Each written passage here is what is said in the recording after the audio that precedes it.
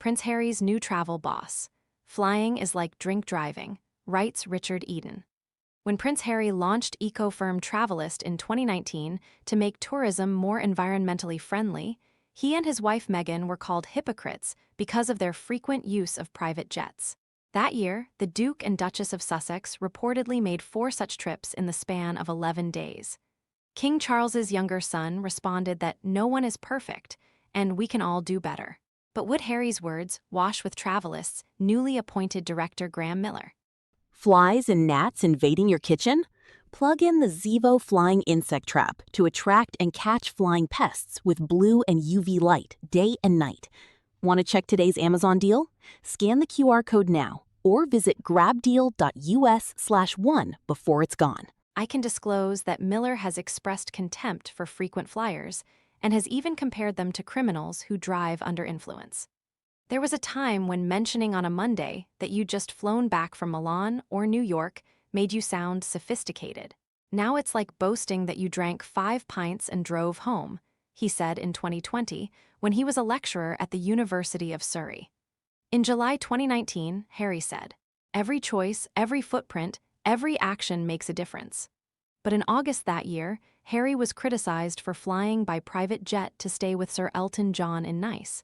He defended himself, saying, "Occasionally there needs to be an opportunity based on a unique circumstance to ensure that my family are safe." 3 years later, the Duke told the United Nations that climate change was wreaking havoc on our planet. But eyebrows were raised again a year later in 2023, when Harry and Meghan took a 40-minute flight from an airstrip near their California mansion to watch pop star Katy Perry perform in Las Vegas.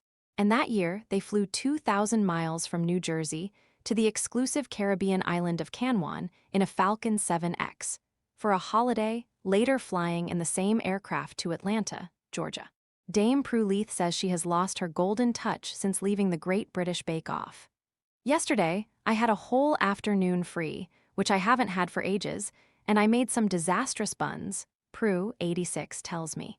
"People think I'm the best cook or the best baker in the world, and I'm absolutely not. Do you know why my buns were disastrous? It was because those spices had been sitting in my cupboard for ages. I cook a lot with spice and out they came, and they had no flavor." Call the Midwife star Helen George broke into tears as she spoke about her heartache following the end of her whirlwind romance with businessman Dan Innes. The actress, 42, says, "There's been voice notes, there's been tears. I've been going through some personal things. It's been pretty S." Asked on the Mystic Mates podcast what was weighing on her mind, she replies, "Recent events in my love life."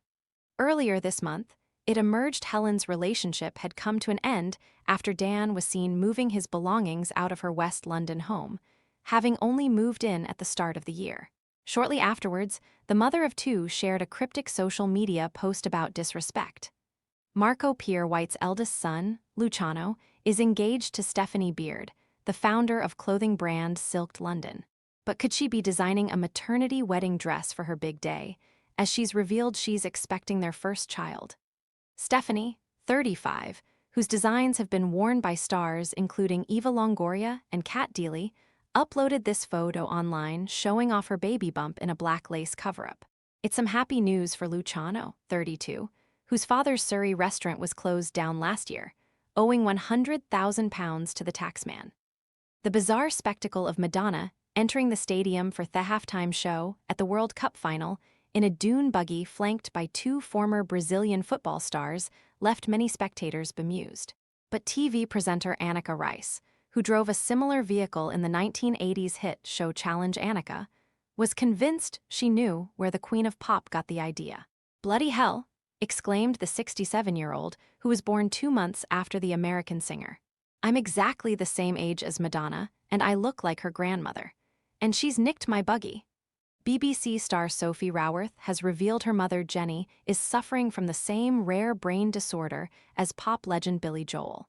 Jenny, 84, a former florist and model, is battling bowel cancer as well as normal pressure hydrocephalus, a condition caused by a buildup of spinal fluid which can put pressure on the brain and affect movement.